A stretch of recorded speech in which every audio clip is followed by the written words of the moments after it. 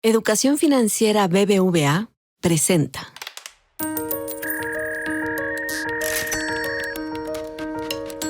Peras y manzanas, con Valeria Moy.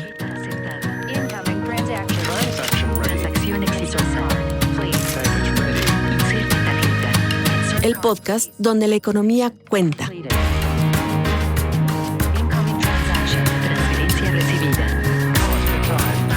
Operación exitosa. Transferencia lista. Hola, ¿cómo están? ¿Cómo les fue de fin de semana movido? Vaya que estuvo movido. La amenaza de los aranceles me parece que fue uno de los temas más importantes, sí, de esta semana, pero al final del día va a ser la amenaza constante, bueno, eso creo yo, durante los años de la administración del presidente Trump. Me parece que fue un buen resultado temporal, se gana tiempo, se gana un mes en el que probablemente logremos algunos otros avances, algunas conversaciones muy importantes y muy relevantes. Y sí hay que decir que estos aranceles que en un principio, o por lo menos nos han dicho que solo afectaban a la economía estadounidense, porque al final del día se incrementaría el precio de los bienes que Estados Unidos importa de todo el mundo, en el caso particular de México y de Canadá, o de México si queremos hacerlo todavía más particular, pero al final del día sabemos que también se afecta la economía local, en este caso la mexicana, porque la incertidumbre que mete en función de, pues no se sabe si va a haber un impuesto, no va a haber un impuesto, si puedes ampliar una capacidad productiva o mejor no, si mejor optas por irte a un país que no tenga ese arancel, no sé, son decisiones de costos muy importantes para la economía mexicana, una economía que se ha integrado durante los últimos más de 30 años. Así que de aranceles, pues tendremos que hablar una y mil veces, pero hoy salió un dato muy relevante para la economía mexicana, que son las remesas. Las remesas que al final del día se vuelven pues miles de millones de dólares que entran al país y que cambian o afectan, o no lo sé, ya nos lo explicarán, pues el tipo de cambio, que al final del día también es un precio que está en función de la oferta y la demanda de divisas, en este caso del dólar. Pero bueno, para hablar más de remesas está hoy con nosotros Juan José Lee. Juan José es economista de BBVA, experto en remesas, que además debo de decir, y aquí no es anuncio, pero sí es anuncio porque me parece muy importante, el estudio que hace BBVA de remesas es uno de los mejores en su tipo, porque entendemos la magnitud de las remesas que recibe México, cómo pintan en el escenario global, a qué se dedican, quién las recibe, quién las envía. Me parece que ese documento es importantísimo para entender un poquito más de esta fuente de moneda o de divisas que recibe México y que se ha vuelto muy importante. Juan José, bienvenido una vez más a Peras y Manzanas. Muchísimas gracias por la invitación, Valeria. Oye, a ver, una pregunta de entrada. ¿Qué son las remesas? Porque hablamos de remesas como si todo el mundo supiera qué son las remesas. Y pues de repente digo, ¿y todos tendríamos que saber qué son las remesas? ¿Qué son las remesas? Bueno, digamos que la definición de la economía de lo que son las remesas básicamente son transferencias unilaterales, no hay un producto de por medio, que envía una persona a otra y que tiene que atravesar una frontera. Básicamente esas son las remesas.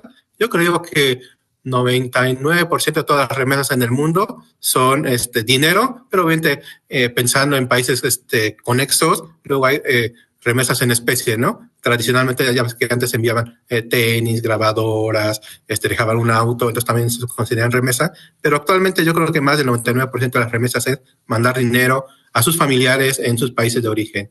Y básicamente podemos decir que... Me parece interesante, perdón que te interrumpa, Juan José, pero esto me parece interesante.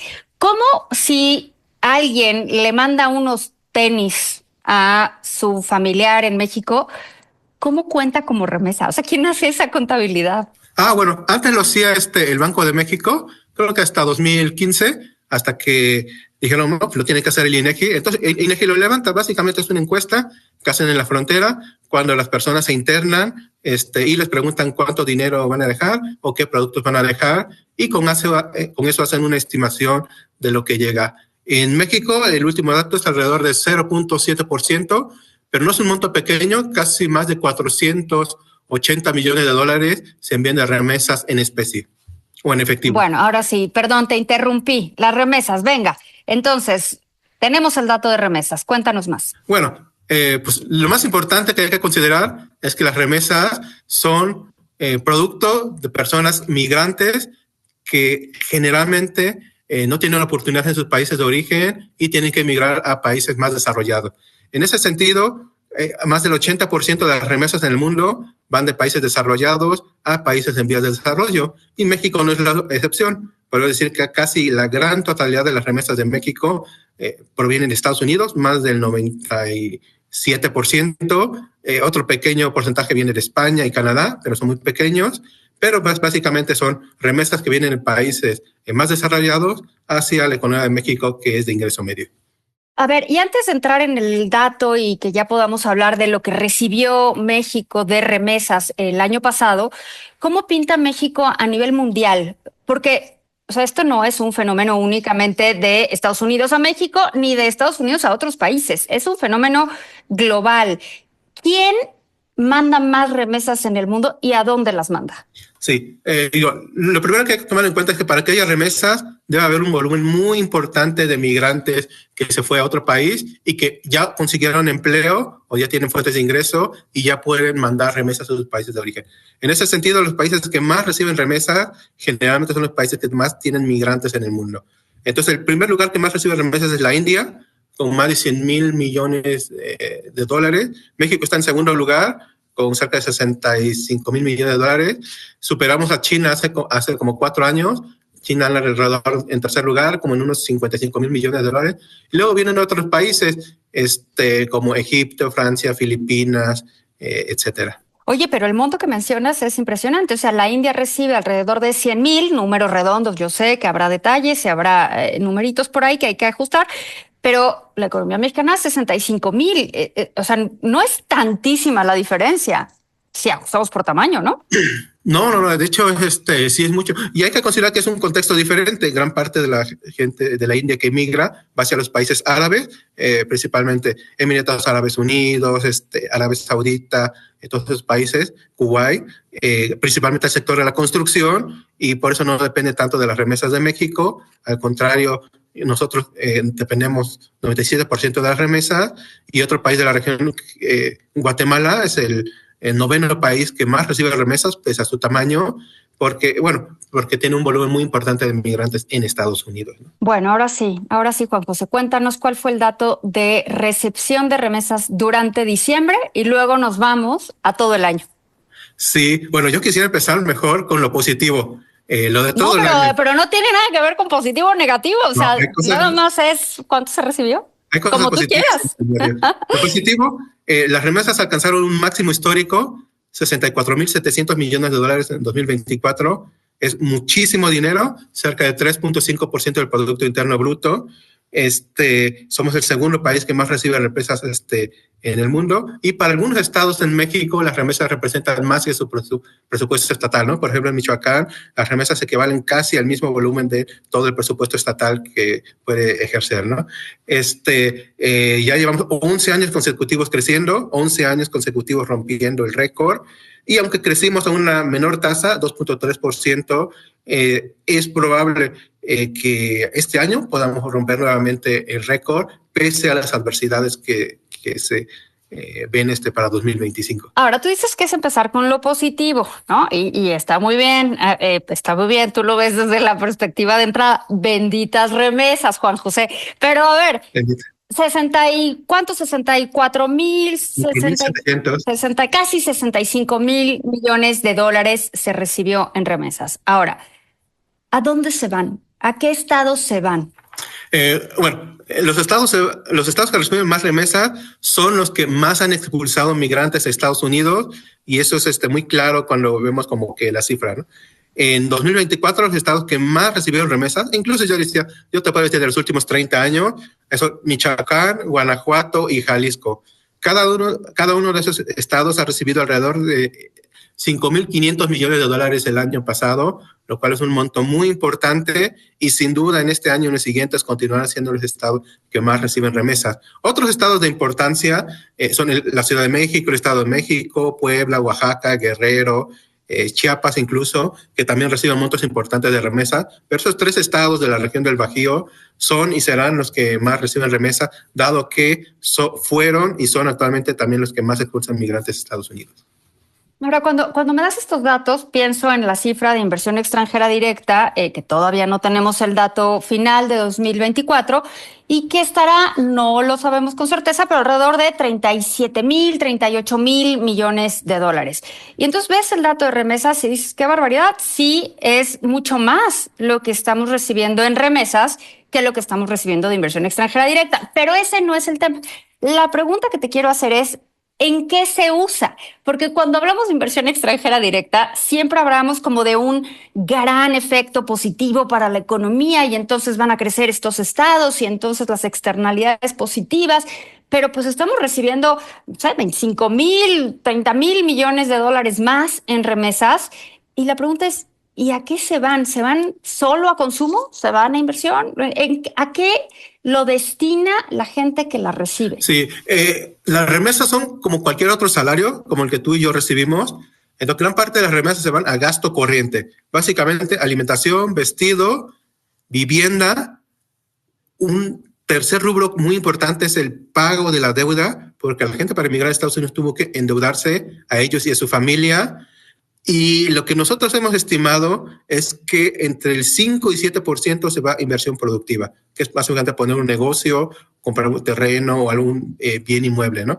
Pero realmente las remesas son, recordemos por qué están las remesas, porque hubo personas que no tuvieron las oportunidades en México y tuvieron que emigrar a Estados Unidos para conseguir un empleo. Es decir, básicamente es una fuente de ingresos como tu salario o el mío, y gran parte se va a ingreso corriente. Si muchas veces aquí en México nos cuesta mucho trabajo a las personas ahorrar, es difícil pedirle a las personas que reciben remesas, que tienen un familiar menos, que puedan ahorrarlo. Entonces, en ese sentido, gran parte de las remesas son a gasto corriente.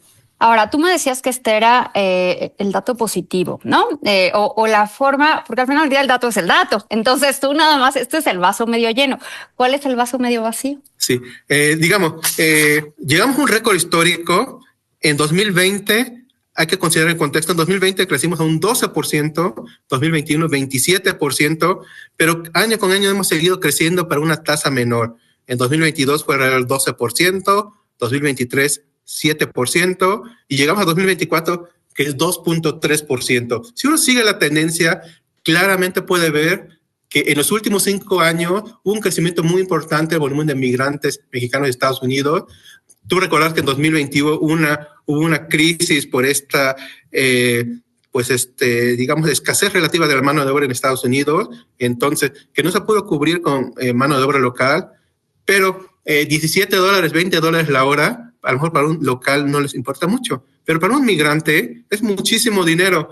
Entonces, para un migrante mexicano, estimamos que en los últimos 4 o 5 años habrá aumentado el volumen de migrantes mexicanos en más de 1 millón. Pero lo que ya hemos observado en todo 2024, incluso lo ponemos en el reporte que sacamos hoy, es que ya se observan 14 meses consecutivos en los que las remesas ya no crecen a un ritmo importante, e incluso ha tenido varios meses de contracción, otros de volatilidad y otros de bajo crecimiento. Es decir, ya se observa que la mano de obra mexicana en Estados Unidos ya le cuesta integrarse al mercado laboral, ¿no? El stock sigue estando elevado, pero ya cuesta un poco más a los migrantes mexicanos integrarse. Entonces, en ese sentido, el último dato que reportamos en diciembre, el Banco de México de remesas, fue una contracción de 4.5% aproximadamente, que uno diría no es mucho, pero esa contracción no lo hemos visto desde hace 11 años. Es decir, ¿eso es frente a diciembre del año previo o frente a noviembre? Frente a diciembre del año previo, para evitar la estacionalidad. Para evitar la estacionalidad. Entonces, comparando diciembre de 2024 contra diciembre de 2023, en diciembre de 2024 recibió México menos remesas que las que se recibieron un año antes. Sí, 4.9% menos. Digo, el mismo dato no es tan relevante, pero lo relevante es que llevamos más de 11 años que no se había observado una cifra tan baja en las remesas haciendo la misma comparación, ¿no? Y esto nos lleva justamente a confirmar justamente que las remesas ya llevan una tendencia decreciente desde hace 14 meses, que no tiene nada que ver con las políticas antiinmigrantes del presidente Trump, ni con las medidas que ahorita está tomando el ICE, la apertura fronteriza, sino que ya se están desacelerando y que si en 2025 llegan a desacelerarse, no necesariamente se van a explicar por estas políticas antiinmigrantes que actualmente se implementan, sino simplemente porque ya hay signos de ralentización de la economía de Estados Unidos y que eso se traduce a que ya a la mano de obra migrante mexicana ya le cuesta trabajo integrarse a Estados Unidos, a pesar de que sigue llegando. Ahora, te voy a hacer una pregunta que a lo mejor no tendrías por qué tener la respuesta, pero como tú conoces muy bien este tema, me parece divertida.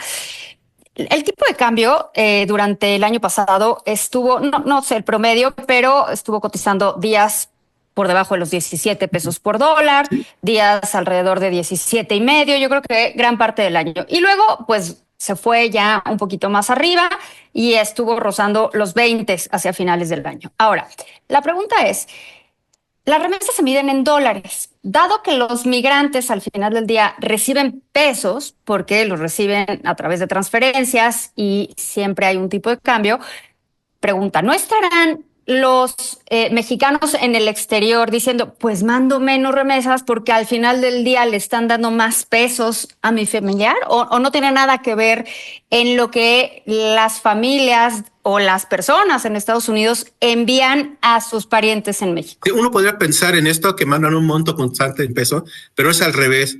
Los migrantes siempre mandan un monto constante en dólares.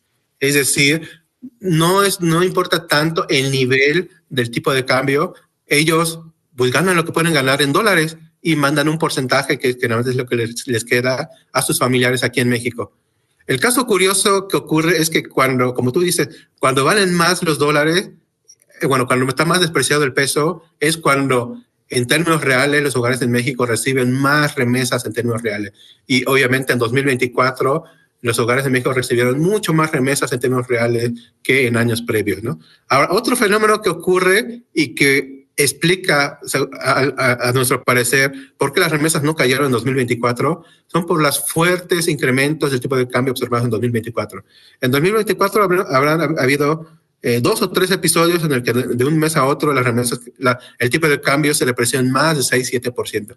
Cuando ocurre eso, los migrantes en Estados Unidos no saben si es un efecto transitorio o permanente, porque si fuera permanente, pues no harían nada, ¿no? Pero como no saben eso, pueden creer que es transitorio, entonces mandan más remesas a México en esos meses. Entonces, claramente podemos ver que en los meses cuando hay fuerte depreciación del peso, hay un incremento súbito de las remesas hacia México. Y eso explica por qué tuvimos algunos meses volátiles con incremento de las remesas de entre 10 y 9%, pese a que la tendencia ya era marcada que iba a ser negativo o con crecimientos menores, ¿no? Entonces, a lo que voy es, si en 2025 vuelve a haber estos episodios de volatilidad fuerte en el tipo de cambio, más hacia depreciación, es muy probable que observemos también incrementos importantes en las remesas que lleguen a México, y por eso creemos que para 2025, pese a la contracción económica en Estados Unidos y al efecto,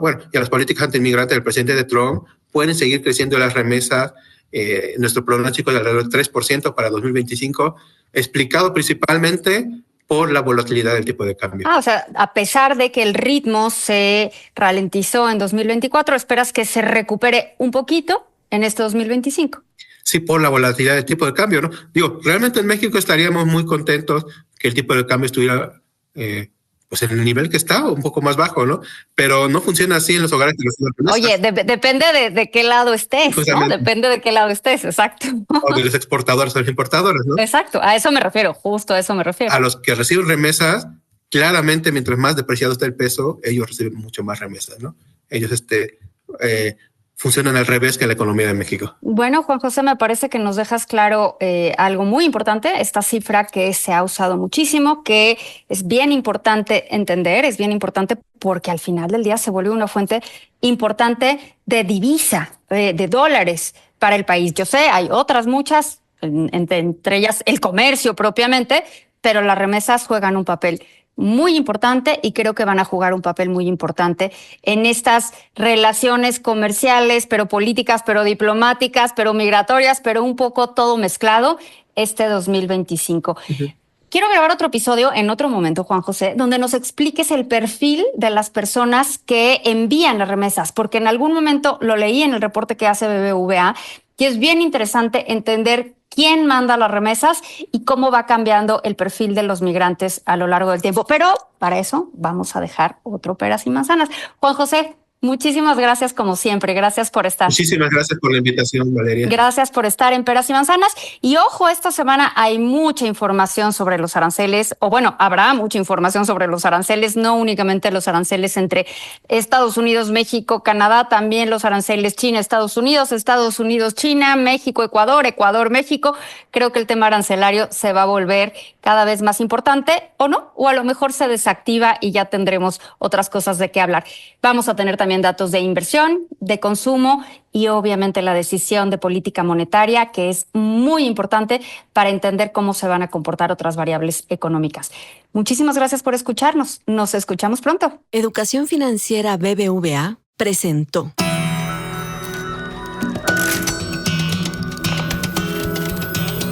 Peras y Manzanas con Valeria Moy. El podcast donde la economía cuenta.